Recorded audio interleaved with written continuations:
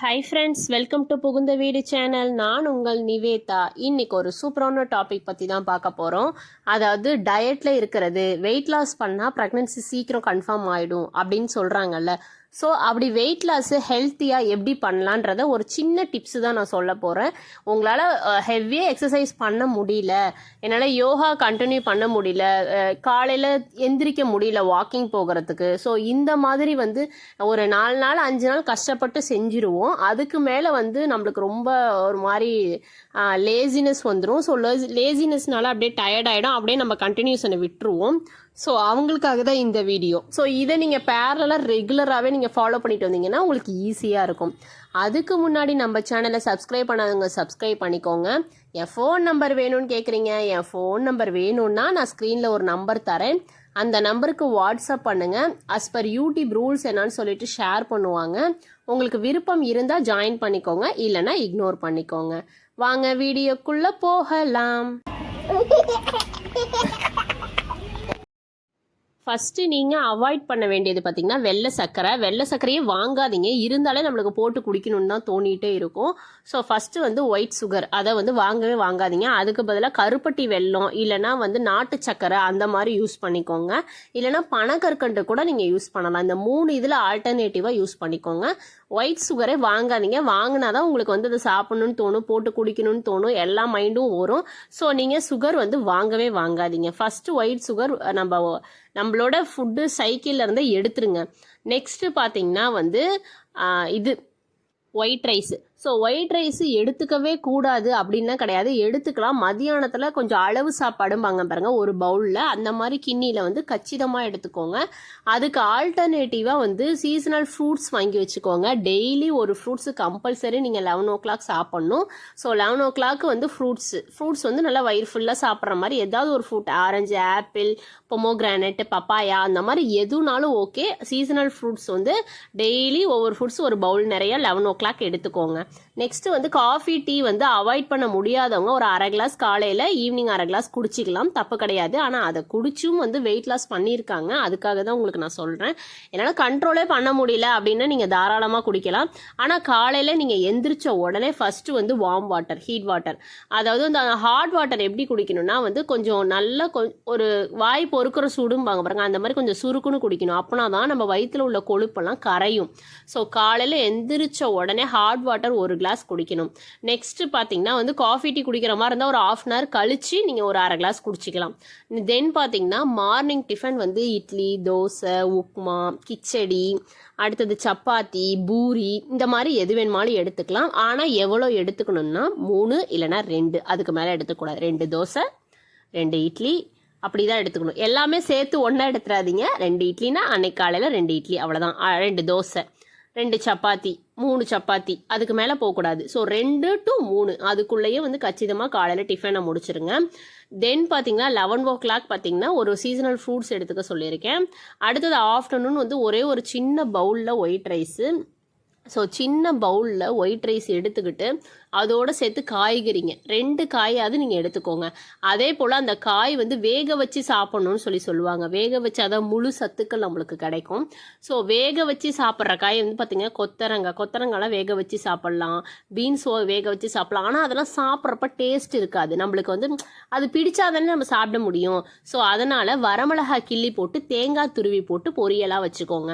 ஏன்னா ஆக்சுவலாக நான் ப்ராக்டிக்கலாக நடக்கிறது சொல்கிறேன். நம்ம வெயிட் லாஸ்க்காக அது கட்டுப்படுத்திக்கிட்டு நம்ம எது வேணுமாலும் செய்யலாம். இது இந்த வீடியோவே என்னால் எதுவுமே ஃபாலோ பண்ண முடியல, அதுக்கு நான் என்ன பண்ணுறது அப்படின்றதுக்காக தான் இந்த வீடியோவே. ஸோ நீங்கள் எப்படின்னா கொஞ்சோண்டு எண்ணெய் ஊற்றிட்டு கொஞ்சோண்டு கடுகு போட்டுட்டு வெங்காயம் நல்லா நிறைய பொடி பொடியாக கட் பண்ணி போட்டுக்கிட்டு, ஃபார் எக்ஸாம்பிள் இப்போ கேரட் பீன்ஸை பொடி பொடியாக கட் பண்ணிவிட்டு போட்டுட்டு வரமிளகாய் 2 கிள்ளி போட்டு உப்பு போட்டு குக்கரில் 2 விசில் விட்டு எடுத்துருங்க. இதில் மசாலா நீங்கள் ஆட் பண்ணவே கூடாது. ஸோ அதுக்கப்புறம் கொஞ்சோண்டு தேங்காய் துருவி போட்டு அப்படியே சாப்பிட்ருங்க. அதை நல்லா ஒரு கிண்ணி நிறையா சாப்பிட்ணும். அதோடு சேர்த்து இன்னொரு காய், அதே போல் வெண்டங்காயும் செய்யுங்க. வெண்டங்காய் ஒரே ஒரு வரமிளகாய் கிள்ளி போட்டு உப்பு போட்டு வெண்டங்காய் வணக்குங்க. மசாலா போட்டுறாதீங்க. மசாலா போட்டால் நம்ம வேஸ்ட்டு. ஸோ அதுக்காக தான் நான் தேங்காய் துருவி போட்டுக்கிட்டால் கொஞ்சம் டேஸ்ட்டாக இருக்கும், உங்களுக்கும் சாப்பிட்றதுக்கு பிடிக்கும். ஸோ இதை நீங்கள் எடுத்துக்கோங்க. வாரத்தில் 2 நாள் கீரை எடுத்துக்கோங்க. கீரை அந்தளவு உங்களுக்கு அதாவது உங்களோட ஹெல்த்தியை பேலன்ஸ் பண்ணுறதுக்கு ரொம்ப ஹெல்ப்ஃபுல்லாக இருக்கும். ஸோ கீரை எடுத்துக்கோங்க ரெகுலராக எடுத்துக்க வேணால் வாரத்தில் 2 நாள் எடுத்துக்கோங்க, இல்லைனா ஒரு நாள் விட்டு ஒரு நாள் எடுத்துக்கோங்க. மதியானம் ஒரு பவுல் சாப்பாடு, 2 வகையான காய்கறிகள், சாப்பாடுக்கு சாம்பார். தயிர் எடுத்துக்க வேணாம், தயிர் வந்து வெயிட் போடும். ஸோ நீங்கள் கொள்ளு ரசம் எடுத்துக்கலாம். கொள்ளு ரசம் அவ்வளோ ஒரு ருசியாக இருக்கும். ஸோ உங்களுக்கும் அந்த ரைஸ் வந்து ஆவறதே தெரியாது. அந்த கொள்ளு ரசம் ஊற்றி சாப்பாடு ஊற்றி 2 பொரியலோட தொட்டு சாப்பிட்டிங்கன்னா அதை விட நம்ம நான்வெஜ் கூட தோற்றுரும், அந்தளவு டேஸ்ட்டாக இருக்கும். ஸோ நீங்கள் மதியானம் அதை எடுத்துக்கோங்க. நீங்கள் அந்த வெஜிடபிள்ஸ் மாற்றி எடுத்துக்கோங்க. ஒரு பவுல் கட்டாயம் நீங்கள் ரைஸ் எடுத்துக்கலாம். இல்லை ஒரு நாள் ரைஸ் எடுத்துகிட்டு இன்னொரு நாள் சப்பாத்தி எடுத்துக்கிறேனாலும் okay, watch your wish. Then பார்த்தீங்கன்னா சப்பாத்தியே ரொம்ப சாப்பிட்டுட்டு இருக்காதீங்க, உங்களுக்கு ஹீட் ஆகிடும். நெக்ஸ்ட்டு ஈவினிங் வந்து இந்த 1/2 கிளாஸ் காஃபி குடிக்கிங்களா, அதோடு விட்டுருங்க. அதுக்கப்புறம் எதுவும் வேணாம். அப்புறமேலும் ஒரு 7 to 7:30 வந்து டின்னரை முடிச்சிருங்க. ஸோ நீங்கள் லேட்டாக சாப்பிட்றதா இந்த கொழுப்பு வந்து தங்கிறதுக்கான மெயின் ரீசனாக இருக்கலாம். ஸோ 7 to 7:30 வந்து நீங்கள் டின்னர் முடிச்சிருங்க. டின்னர் நான் என்ன எடுத்துக்கலாம், அதே தான் இட்லி, தோசை, சப்பாத்தி, காலையில் என்னென்ன மெனுவோ அதே தான், டின்னருக்கு என்னென்ன செய்வாங்களோ அதே தான். அதில் கோதுமை ரவை, மில்லட்ஸு, ஓட்ஸு இந்த மாதிரி எடுத்துக்கிட்டிங்கன்னா உங்களுக்கு வெயிட் லாஸும் பேரலாக ஆகும். ஸோ இது வந்து கரெக்டான டயட் பிளான். 7 to 7:30 மணிக்கு சாப்பிட்டுட்டு ஒரு மைல்டாக ஒரு வாக்கிங், ஹெவியாலாம் வாக்கிங்லாம் வேணாம், சும்மா அந்த சாப்பாடு செரிக்கணும், உடனே படுத்து தூங்கக்கூடாது. அதுக்கு நீங்கள் எவ்வளோ தூரம் நடக்கணுமோ அந்த மாதிரி நடந்துருங்க. சும்மா ஒரு டான்ஸ் பண்ணுங்கள், ஏதாவது ஒரு சாங் போட்டு டான்ஸ் பண்ணுங்கள். அதெல்லாம் வந்து நம்மளுக்கே இன்ட்ரெஸ்ட்டாக இருக்கும். அது வந்து வெயிட் லாஸ்க்காக ஆடுறோம் அப்படின்னு நம்மளுக்கு அது தோணாது. ஸோ நம்ம ஒரு ஜாலி என்ஜாய்மெண்ட்டுக்காக டான்ஸ் ஆடுறோம், அது ஆட்டோமேட்டிக்காக வெயிட் லாஸும் ஆகும். ஸோ இது பண்ணிட்டு நைட்டு பால் அதெல்லாம் எதுவுமே குடிச்சிடாதீங்க. ஸோ மறுபடியும் வந்து சாப்பிட்டதுக்கப்புறமே ஒரு 1/2 hour கழித்து மறுபடியும் ஒரு ஹாட் வாட்டர் ஒரு கிளாஸ் குடிச்சிட்டு படுத்துருங்க.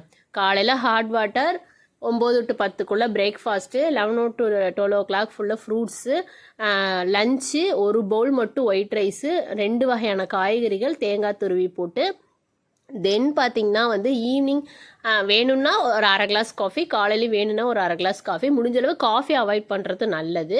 ஸோ நெக்ஸ்ட்டு பார்த்தீங்கன்னா வந்து 7 to 7:30 மணிக்குள்ளே டின்னர் முடிச்சிடணும். டின்னர் முடித்ததுக்கப்புறம் எல்லாமே 2 to 3 அந்த இதில் எடுத்துக்கணும். 2 இட்லி 2 தோசை அப்படி தான் எடுத்துக்கணும்.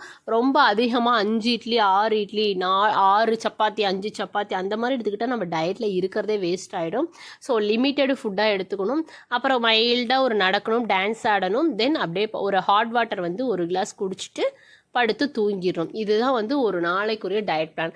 எனக்கு பிரியாணிலாம் சாப்பிடணும் போல் இருக்குது அப்படின்னா ஒரு 15 days நீங்கள் இதை ஃபாலோ பண்ணி பாருங்கள், உங்களுக்கு கண்டிப்பாக வெயிட் லாஸ் ஆகும். ஏன்னா நான் இதை தான் ஃபாலோ பண்ணேன். நான் எந்த ஒரு இதுவும் வந்து எக்ஸ்ட்ராலாம் ஃபாலோ பண்ண கிடையாது.